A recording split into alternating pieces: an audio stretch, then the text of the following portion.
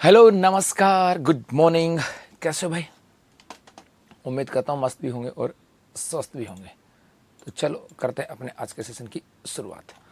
हम भरासतन के भौतिक प्रदेश पढ़ रहे थे और इस भौतिक प्रदेश के अंदर हम पहुँच गए थे कहाँ पर? आपके दक्षिणी पूर्वी पठार। मतलब आज ये अपनी अंतिम कक्षा होगी भौतिक प्रदेश की। ये है भौतिक प्रदेश की लास्ट कक्षा होगी अपने यहाँ से।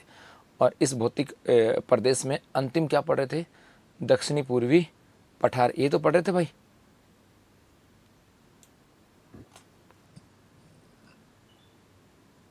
एक सेकंड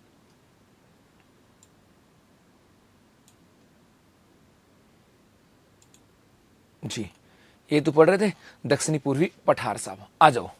तो हम लास्ट जो पढ़ा था हम लोगों ने, तो हम पढ़ रहे थे राजस्थान के भौतिक प्रदेश। ये हमारा टॉपिक था, राजस्थान के भौतिक प्रदेश। और इस भौतिक प्रदेश में अंतिम रूप से हम पढ़ रहे थे दक्षिणी पूर्वी पठार। और इस दक्षिणी पूर्वी पठार के अंदर मैंने लास्ट में एक चीज़ बताई थी आपको, और वो एक चित्र बना करके उप विभाजन बताया था ना आपको। उप विभाजन कि भाई इसका उप विभाजन किया गया था 5 भागों में। और इस प्रकार से मैंने आपके सामने एक चित्र बना करके और उसको बताया भी था जी, है ना। और ये कहा था कि भाई इसके अंदर नंबर 1 हिस्सा, नंबर 1 तो ये था इलाका। और ये कौन सा था? आपके शाहबाद उच्च भूमि। एक तो कौन सा था? शाहबाद उच्च भूमि।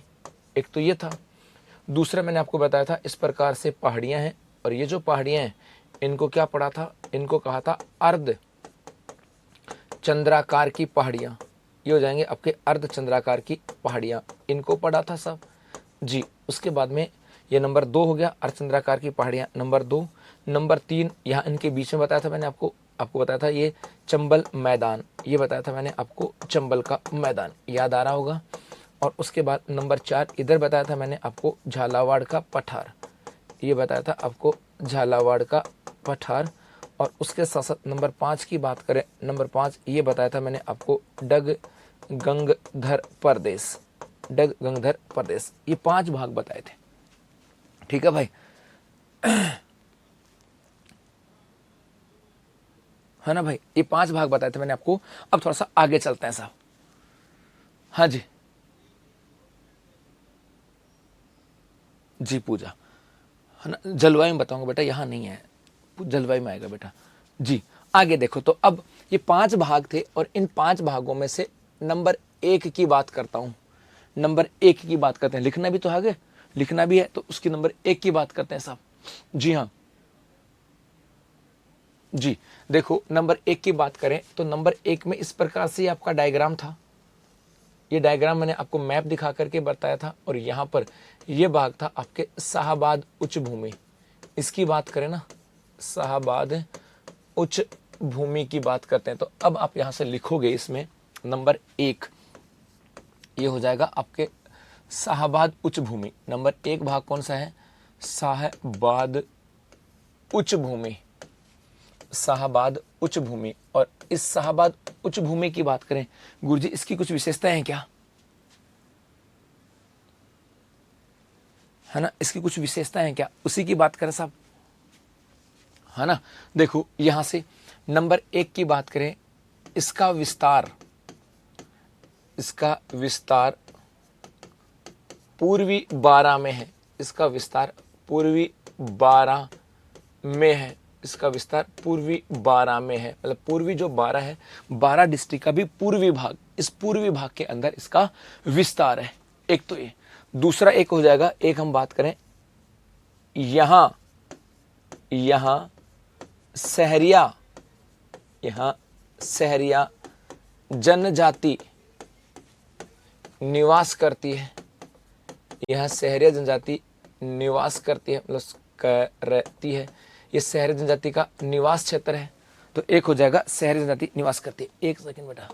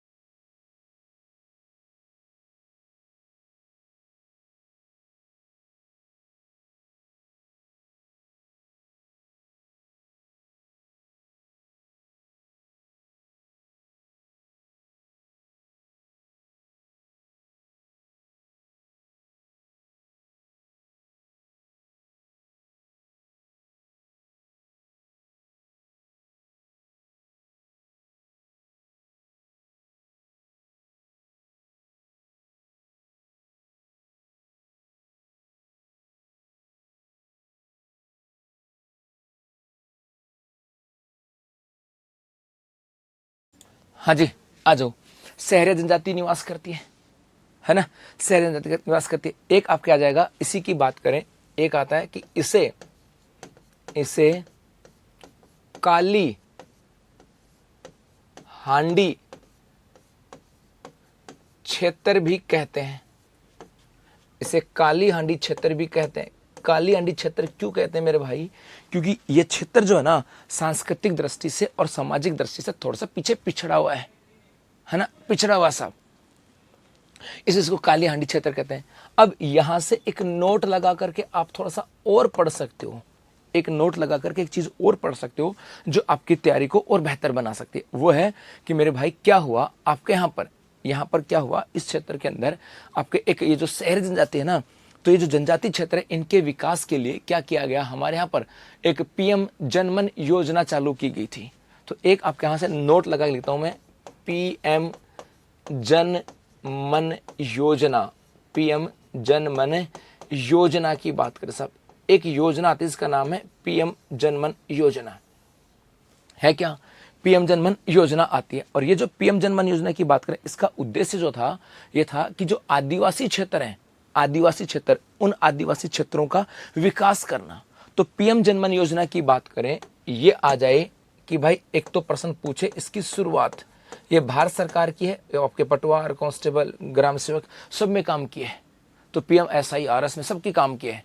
पीएम जनमन योजना ये आई थी आपके 15 जनवरी वर्ष 2024 को, 15 जनवरी 2024 को इसकी शुरुआत की गई थी। और इसके तहत अब यहाँ पर लगभग राजस्थान की बात करें 13,300 परिवार, इसके तहत राजस्थान की बात करें तो राजस्थान के लगभग 13,300 जो परिवार हैं, 300 परिवार का चयन किया गया है, 300 परिवार का चयन किया गया। और ये जो 300 परिवार हैं, इनको यहाँ पर विकास हेतु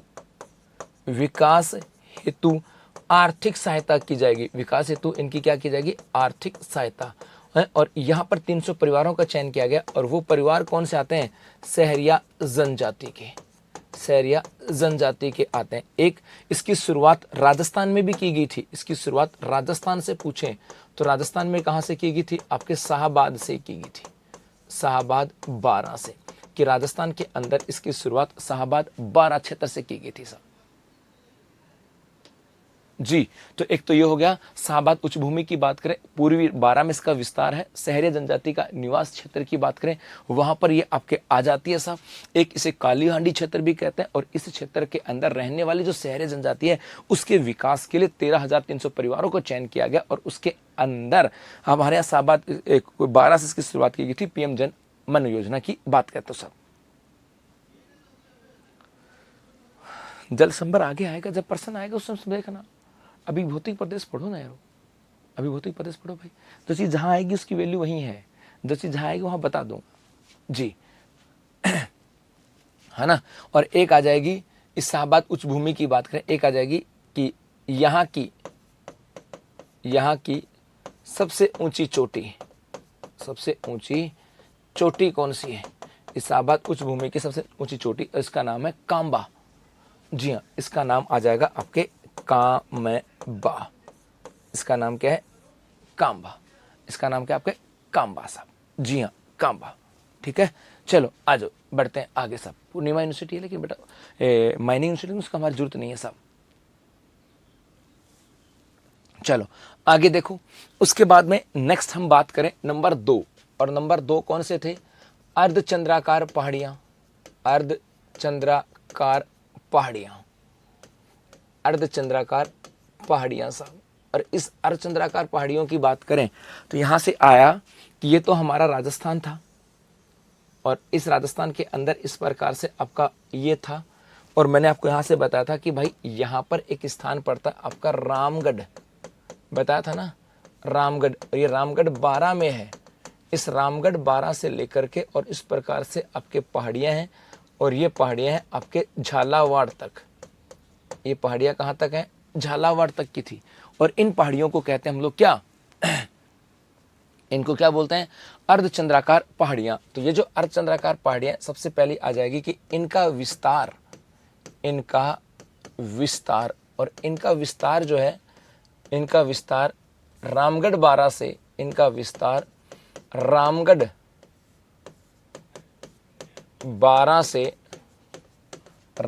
बारा से झालावाड़ तक, रामगढ़ बारा से झालावाड़ तक इसका विस्तार है। अब थोड़ा सा और आगे चले सा, है ना, और आगे चले तो एक यदि मैं बात करूं, यहां से देखो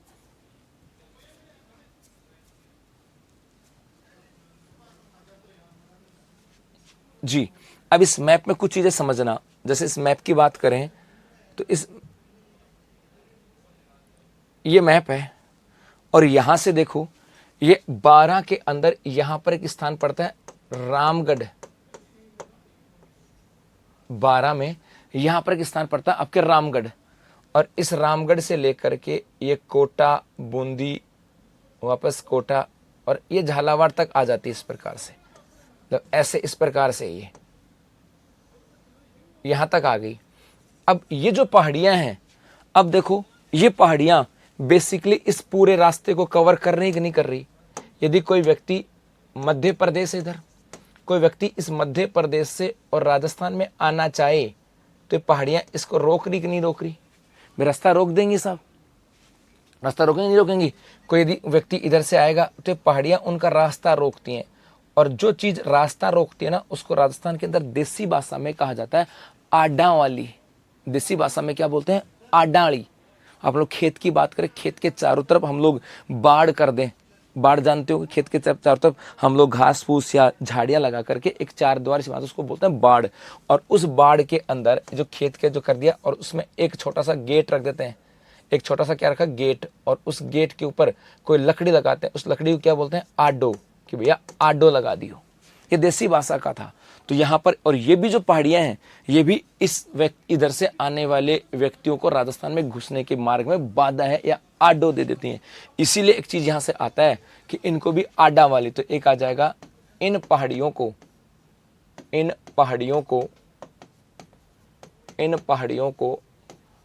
आडा वाली कहते हैं, आडा वाली कहते हैं साहब।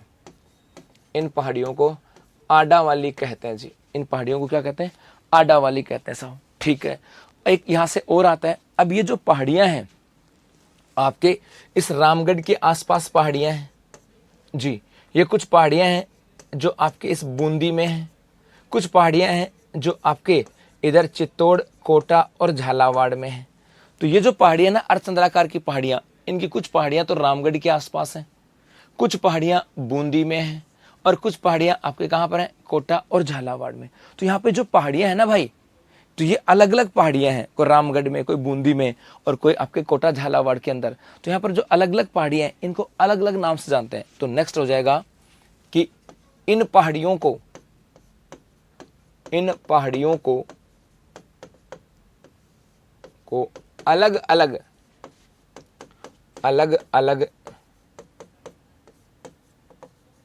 स्थान पर अलग अलग नाम से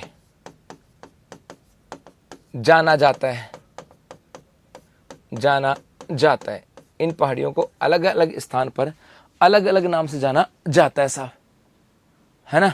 अब उनकी बात करें तो उसमें से नंबर एक तो आती हैं रामगढ़ की पहाड़ियां। और ये रामगढ़ की पहाड़ियां जो है ना, ये आपके रामगढ़ बारा में है। रामगढ़ की पहाड़ियां कहां पर है, रामगढ़ बारा के अंदर है साहब,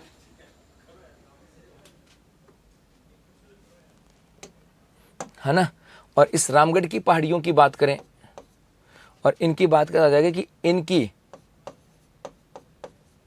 इनकी आकृति घोड़े के नाल नुमा है। अतः इसे हॉर्स शू की पहाड़ियां भी कहते हैं। इन्हें हॉर्सशू की पहाड़ियां भी कहते हैं साहब। उसके बाद में नंबर 2, नंबर 2 की बात करें, नंबर 2 देखो तो ये तो आपके यहाँ पे रामगढ़ की पहाड़ियां होगी। ये तो एक रामगढ़ की पहाड़ियां, ये बूंदी में आ जाएंगी। बूंदी के अंदर ये हो जाएंगे आपके क्या,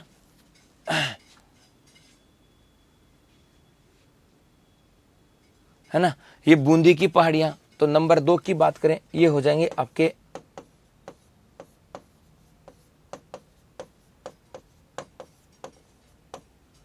बूंदी की पहाड़ियां। और बूंदी की पहाड़ियों की बात करें, ये कहां पर आपके बूंदी में है।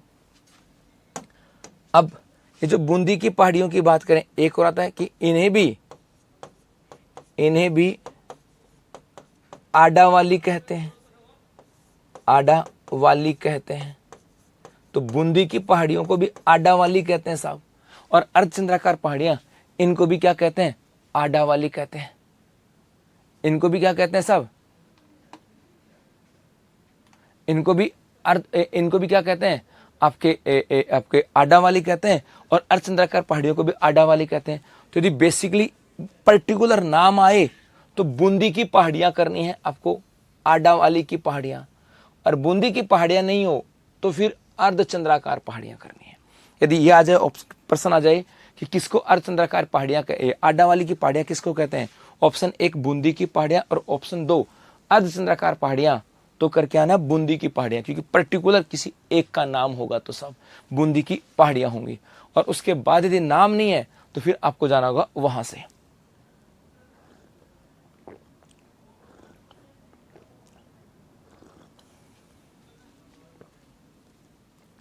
ठीक है जी।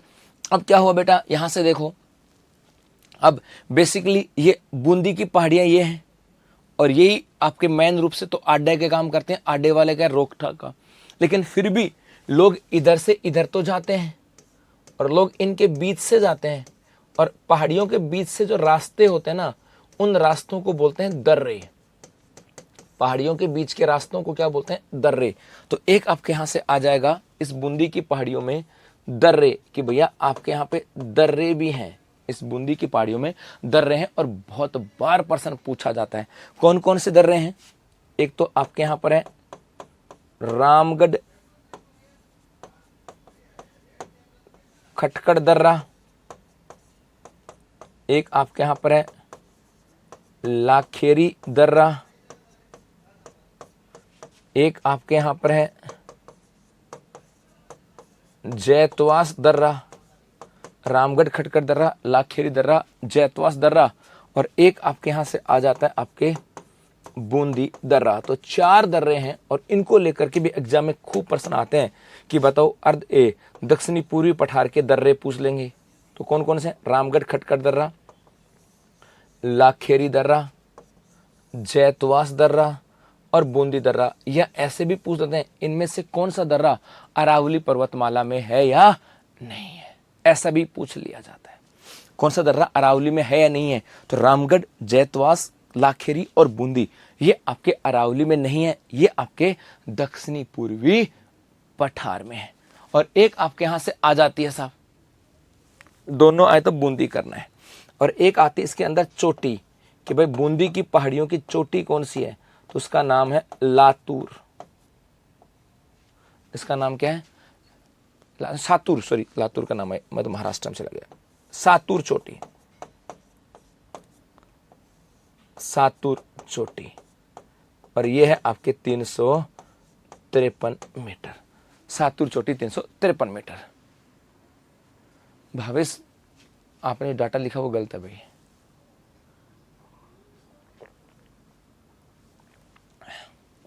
दर्रे और नाल एक ही है बेटा।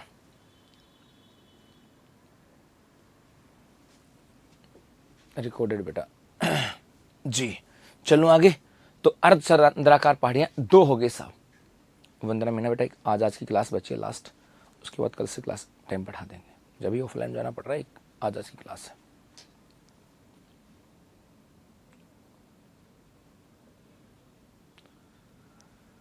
गुजरी बच्चा कह रहा है गुजरी सब के ना, ये सब पहाड़ियाँ सब चोटियाँ ना सब एक जैसी हैं, लेकिन इनके नाम अलग अलग हैं। आदमी तो सब एक जैसे ही होते हैं बेटा, लेकिन सबके नाम अलग अलग नहीं होते क्या? जी, राजस्थान के। जी, चलो आगे। चलो आगे देखो साहब, दो हो गई तो दो। उसके बाद अब इसी में आती है तीसरी आती है मुकुंदरा की पहाड़ियां।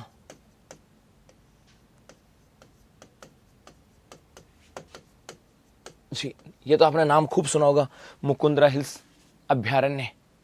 मुकुंदरा हिल्स अभ्यारण्य की बात करें, जी देखो यहां पर, तो ये रामगढ़ की पहाड़ियां हो गई, ये बूंदी की पहाड़ियां हो गई, और अब ये क्या हो गई आपके यहां से,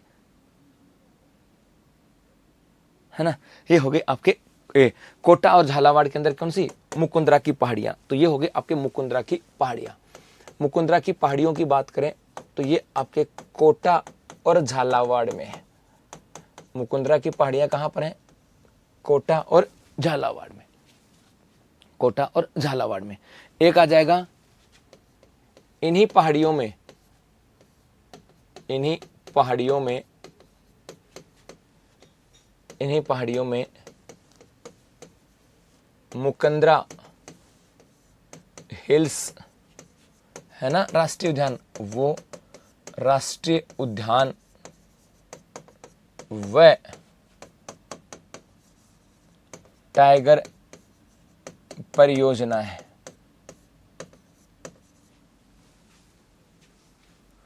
ना, ये आ जाएगा साहब। और एक इसी मुकुंदरा की पहाड़ियों की बात करें, एक इसमें आती है आपके चोटी, और यहां की सबसे ऊंची चोटी है चांदबाड़ी, 517 मीटर साहब, उसका नाम है आपके चांदबाड़ी। और चांदबाड़ी की बात करें, इसकी ऊंचाई आती है आपके 517 मीटर।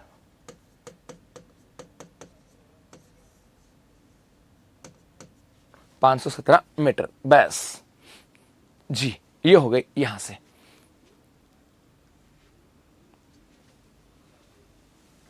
है ना, ये हो गई यहां से। चलो आगे देखो नेक्स्ट, तो यहां पर कितने उपभाजन पढ़ लिए हमने, 2। अर्धचंद्राकार पहाड़ियां, जिसको मैं ए लिख दूं तो एक ही बात है, इसको बी कोई सोचे कि गुरुजी क्या लिख दिया, सी। तो हमने 5 भाग किए थे, उपविभाजन कितने किए थे, 5 उपविभाजन किए। 5 में से एक कौन सा हो गया, शाहाबाद उच्च भूमि। 5 में से दूसरा कौन सा हो गया, अर्धचंद्राकार पहाड़ियां। और अब इस 5 में से तीसरे पे चलते हैं साहब, और ये आपके है चंबल मैदान। चंबल मैदान, इस चंबल मैदान को भी मैप में देख लो एक बार जी। यहां से देखें, ये तो आपका शाहाबाद उच्च भूमि हो गया, यहां से ये आपके पहाड़ियां हो गई, और इसके बीच में ये जो इलाका आपको दिख रहा होगा ना, इसकी बात करें, ये आपके कोटा और बारा का क्षेत्र है, पूरा का पूरा ये कोटा बारा क्षेत्र है साहब। और इस कोटा बारा क्षेत्र की बात करें, जिसको मैं मैं रेड कर देता हूं उसको, ताकि दिख जाएगा आपको आराम से। ये जो क्षेत्र है ना, ये इसकी बात कर रहा हूं, ये कोटा बारा का क्षेत्र है, और ये आपके यहां से नदी आती है, इस प्रकार से नदी बहती है, और इसी को क्या कहते हैं, आपके चंबल का मैदान। तो ये चंबल का मैदान है, जिसका विस्तार कोटा बारा में है। तो आ जाएगा एक तो कोटा और बारा, कोटा बारा। एक आ जाएगा यहां, ये कह दूं, यह क्षेत्र मसाला उत्पादन हेतु प्रसिद्ध है। यह क्षेत्र मसाला उत्पादन हेतु प्रसिद्ध है साहब, है ना जी।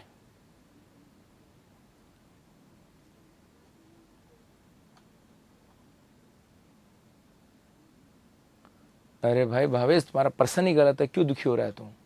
जब प्रश्न गलत है तो मैं क्या जवाब दूंगा जी। एक यहां से आ जाता है कि यहां कोटा के पास, यहां कोटा के पास गोलाकार पहाड़ियां हैं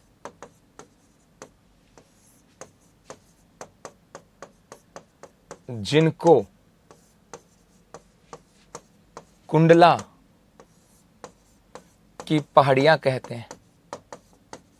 कुंडला की पहाड़ियां कहते हैं, जिनको क्या कहते हैं? कुंडला की पहाड़ियां कहते हैं साहब।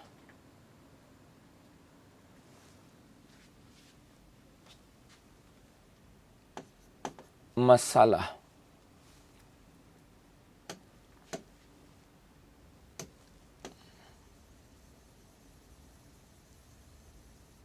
मसाला, मसाला, मसाला, मसाला,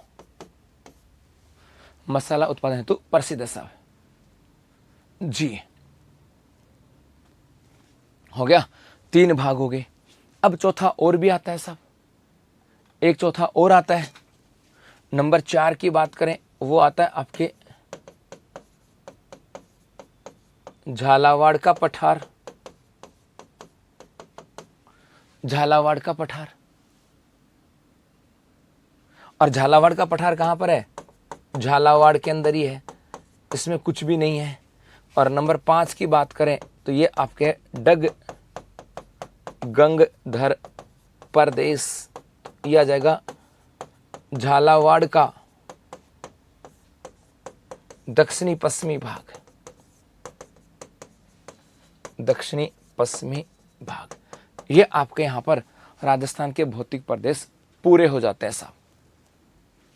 ये आपके यहां पर राजस्थान के भौतिक प्रदेशों की बात करें, ये आपके यहां से पूरे हो जाते हैं साहब।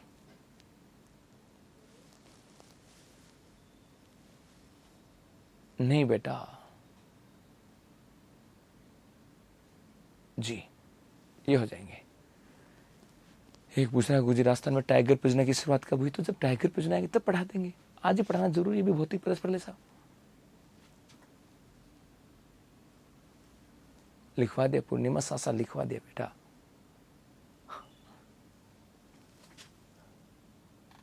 जी, अब थोड़ा सा आगे चलते हैं, वो नहीं बताना था ना भाई, नहीं बताना था ना भाई जी। अब थोड़ा सा आगे चलते हैं। अब बेसिक क्या है, अब कुछ छोटी छोटी सिंपल सी बातें, कुछ सिंपल सी चीजें हैं, और वो आपको आनी चाहिए साहब। अभी वो क्या, अब एक नोट लगा के लिखता हूं, और नोट लगाकर आपको भी लिखना है, और वो आ जाएगा कि दक्षिणी पूर्वी पठार का भूगर्भिक हिस्सा।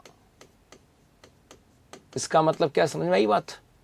कि कुछ हिस्से हैं, भौतिक प्रदेश का मतलब होता है धरातल के ऊपर।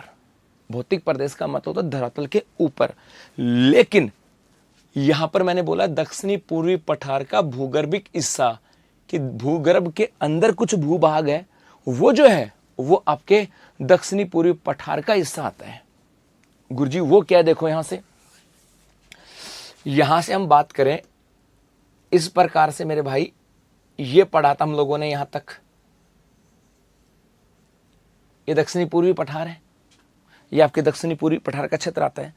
और इस दक्षिणी पूर्वी पठार के, दक्षिणी पूर्वी पठार, इसके 2 भूगर्भिक हिस्से हैं। नंबर 1 यहां ये धरातल पे नहीं, धरातल के नीचे है। धरातल में नहीं, धरातल के नीचे भूगर्भिक, और इसे कहा जाता है, इसको क्या कहते हैं भाई? विंध्य कगार।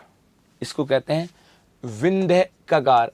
तो विंध्य कगार जो है, ये आपसे पूछा जाए किसका हिस्सा है, तो याद रखना दक्षिणी पूर्वी पठार का। और गुरुजी ये है क्या, तो विंध्य कगार धौलपुर, करौली, सवाई माधोपुर में भूगर्भिक लाल बालूका पत्थर की पट्टी है। तो धौलपुर, करौली और सवाई माधोपुर में भूगर्भिक रूप से एक लाल बालू का पत्थर की पट्टी, उसको विंध्य कगार कहते हैं, और ये दक्षिणी पूर्वी पठार का हिस्सा है साहब। एक तो याद हो जाएगी जी। अब यहां पे लाल बालू का पत्थर है, पट्टी है, तो यहां से क्या होता है, लाल पत्थर का उत्पादन, लाल पत्थर का उत्पादन, और लाल पत्थर का उत्पादन सबसे अधिक होता है आपके धौलपुर में, और इसीलिए इस धौलपुर को कहा जाता है आपके रेड डायमंड सिटी। इसलिए इसको क्या बोलते हैं, रेड डायमंड सिटी जी, रेड डायमंड सिटी। तो धौलपुर, करौली, सवाई माधोपुर के भूगर्भ में एक लाल पत्थरों की जमाव है, लाल पत्थरों की पेटी है साहब, और जो लाल पत्थरों की पेटी है उसी को क्या बोलते हैं, विंध्य कगार, जो दक्षिणी पूर्वी पठार का हिस्सा है साहब। और यहां से लाल पत्थरों का उत्पादन करते हैं, और इसका उत्पादन धौलपुर में, जैसे धौलपुर को बोलते हैं रेड डायमंड सिटी। एक यहीं से हम और आता है जी, एक और आता है साहब, यहीं से हम बात करें गुरुजी, वो क्या, एक आपके यहां से स्टार्ट होंगे, एक हिस्सा और आता है,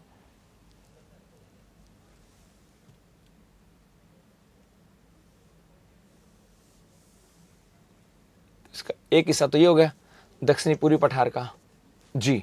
अब एक क्या हुआ, यहां पे आपका डिस्ट्रिक्ट है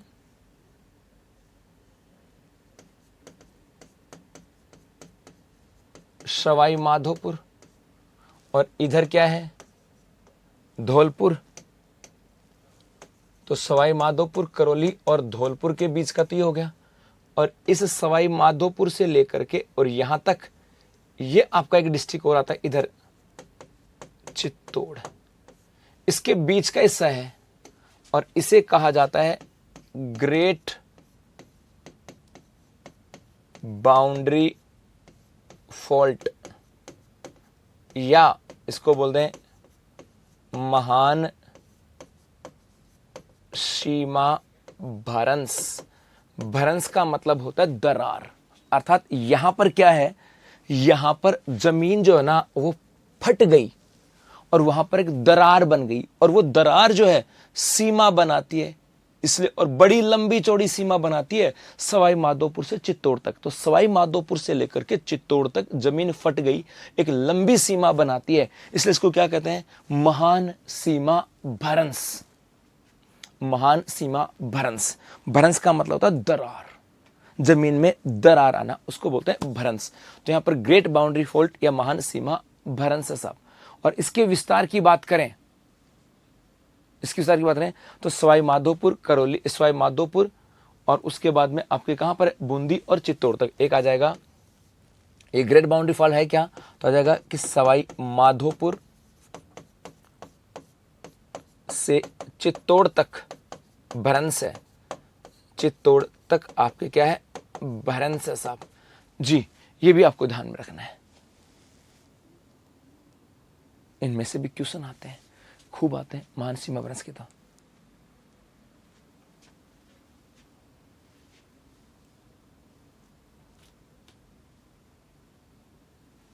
हाँ, ये आपके ग्रेट बाउंड्री फॉल्ट से होकर के आपके चंबल नदी भी बहती है।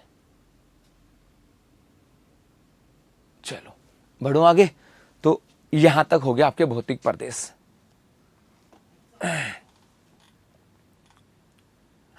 एक बच्चा पूछा, गुरुजी दक्षिणी पूर्वी पठार में धौलपुर कहां से आया, डोपा दे दिखा क्या है, भूगर्भिक लिखा है, भौतिक प्रदेश का मतलब तो पढ़ा क्या, इसका मतलब पढ़ा क्या, इतनी देर से रामायण ये तो गा रहा हूं कि भौतिक प्रदेश का मतलब धरातल, और यहां पे तो भूगर्भिक लिखा है, भूगर्भिक हिस्सा, भौतिक प्रदेश कहां बोला, तो इनको पढ़ो तो सही, पढ़ते हो ही नहीं, पढ़ना चालू करोगे तब जाके कुछ होगा। चलो आगे देखो, अब 5-7 मिनट हैं अपनी, तो एक छोटा सा लाइन और करा देता हूं साहब, एक छोटी सी और करा देता हूं, और हेडिंग लगाओगे राजस्थान में भू स्मारक। जिन्होंने पढ़े होंगे उनको तो पता होगा, और नहीं पढ़े होंगे वो पढ़ लेना। भू स्मारक, भू स्मारक का मतलब भूमि के ऊपर स्थान, भूमि के स्थान जो अपने आप में यूनिक हैं और उनको स्मारक बना दिया साहब। उनको क्या बना दिया? स्मारक। स्मारक का मतलब वो जगह जिसका संरक्षण किया जाता है। तो प्रकृति के द्वारा कुछ चीजें ऐसी हैं जिनको स्मारक बना दिया, उसको क्या बोलते हैं? भू स्मारक।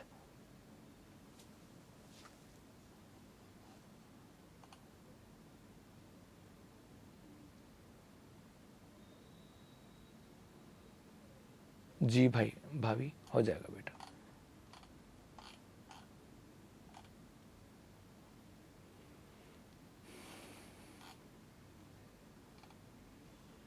जी पायल जी आ रहे हैं बेटा। चलो एक आ रहा है गुरुजी, 1 महीने में 2 चैप्टर। तू कह तो आज तेरा पूरा चैप्टर हो गया बेटा, तेरा खत्म है कहानी? हो गया तेरे? लिख दो, अभी हो जाएंगे पूरे, क्यों चिंता कर रहा है? अभी लिख देता हूँ, ये सिलेबस है, हो गए चैप्टर, जाओ अब क्या पढ़ना है। जी अब बहुत बुद्धि वाले लोग जी हैं, बुद्धिजीवी लोग आ गए कहीं तो। जी कौन कौन से हैं साहब? एक तो लिखता हूं, नाम नाम रट देना क्या है, उन पे ज्यादा मत जाना। वेल्डेड टफ जोधपुर, आप तो नाम नाम रट देना। वेल्डेड टफ जोधपुर, इनके ऊपर ज्यादा जाओगे तो फंस जाओगे साहब। Welded tough Jodhpur. एक यहीं पर आ जाएगा आपका आकल वुड फॉसिल्स,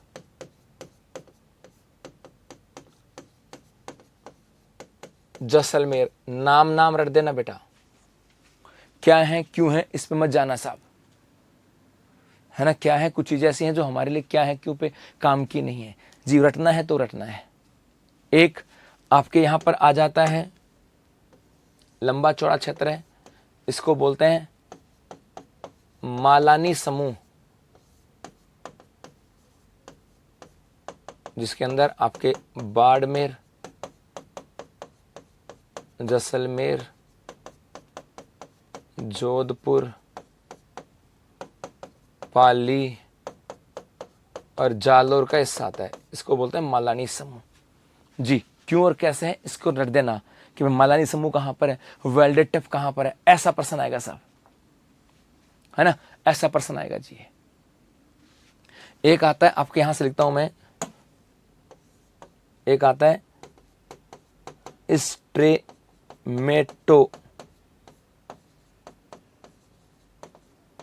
स्ट्रेमेटोलाइट पार्क, और ये आपके हैं उदयपुर में। स्ट्रोमेटोलाइट पार्क उदयपुर में है साहब। एक आपके आ जाएगा, यहां लिख देता हूं मैं, भोजुंदा स्ट्रेमेटोलाइट पार्क, और ये आपके है चित्तौड़ में। भोजुंदा स्ट्रेमेटोलाइट पार्क ये चित्तौड़ में है साहब जी। एक आता है आपके यहां लिख देता हूं मैं, थोड़ा सा क्षेत्र बड़ा है, सीसा जस्ता जमाऊ क्षेत्र, और ये आपके है उदयपुर और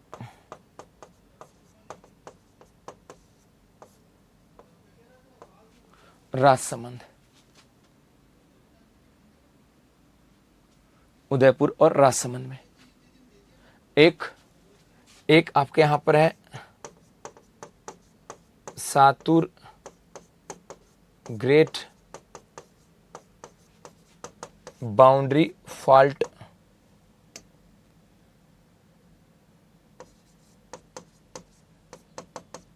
मुख्य रूप से कहां पर है? बूंदी में। जी ये बता गया था साहब। हाँ चिंता होती है तो घास काट दूं, पढ़ ले चुपचाप, होती है चिंता। एक आता है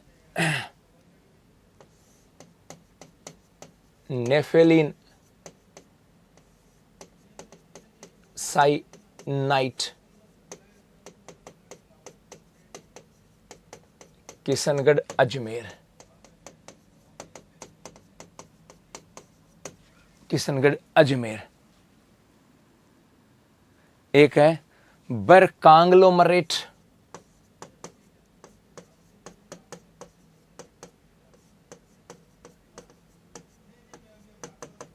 ब्यावर और एक है आपके सेंदड़ा ग्रेनाइट ब्यावर। ये हमारे कुछ भू स्मारक हैं, इनका नाम रख देना भाई। ये मत जाओ बेटा स्टेटमेंट पार्क में क्या है, ये तो बहुत टेक्निकल चीजें हैं, काम की नहीं तुम्हारे।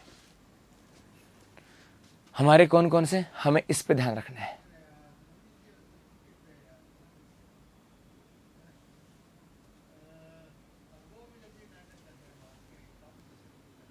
जी, ये नेचुरली बिल्ड है सब, पूरे के पूरे नेचुरली बिल्ड है, प्रकृति द्वारा निर्मित चीजें हैं सब।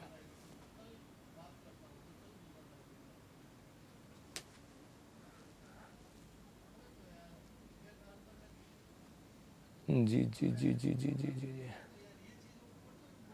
एक बताओ, एक पर्सन पूछ रहा, बच्चा देखो सुनो, कि गुजरात राजस्थान बाउंड्री का अंतरराष्ट्रीय बाउंड्री का प्रथम बिंदु होता है। अंतरराष्ट्रीय बिंदु पर जाके पढ़ो ना बेटा, पढ़ा है मैंने, जाके पढ़ो अंतरराष्ट्रीय बाउंड्री कहाँ से कहाँ तक है, उसका विस्तार कहाँ से कहाँ तक पढ़ा है मैंने, जाके देखो। Ramgarh crater is different thing. जी भाई रोहित, वो अलग विषय है। अगला टॉपिक राजस्थान की जलवायु। अगला हम बात करें राजस्थान की जलवायु, वो छोटा सा टॉपिक है। विंध्य कगार भूमि भी, विंध्य कगार भूमि आ गया ना, तो विंध्य कगार भूमि ये क्या कर रहा है, विंध्य कगार क्या कर रहा है। बाप बोल्डर इसमें नहीं है, बाप बोल्डर इसमें कहा, बाप बोल्डर लिखवा देना आपको मैंने। वाह, एक और सुनो, देखो कमेंट देखना, 1 महीने से ज़्यादा हो गया आपका कोर्स लिए है ना। जी भाई देखिए कितना पढ़ा है, तो 1 महीने में आपको कितने टॉपिक पढ़ा दे पता है। सामान्य परिचय में राजस्थान का नामांकन, राजस्थान का राज्य के रूप में निर्माण, राजस्थान के अंदर संभागीय व्यवस्था, राजस्थान के अंदर जिले, राजस्थान की स्थिति, राजस्थान का विस्तार, राजस्थान की सीमा रेखा हो गई। उसके बाद राजस्थान के भौतिक प्रदेश, 7 टॉपिक करवा दिए। देखो जा करके टॉपिक कितने हो गए। और भौतिक प्रदेश आप सोचो कि 4 दिन में करवा दो, तो मैं तो 4 दिन में करा दूंगा, पढ़ लेना। फिर पैसे 4 दिन में नहीं दिए भाई, और हो सकता है भाई आपके ने 4 दिन के दिए होंगे, लेकिन बाकी ने तो नहीं दिए 4 दिन के लिए। नहीं बेटा, ठीक है। तो चलो अब मिलेंगे कल, तब तक के लिए धन्यवाद।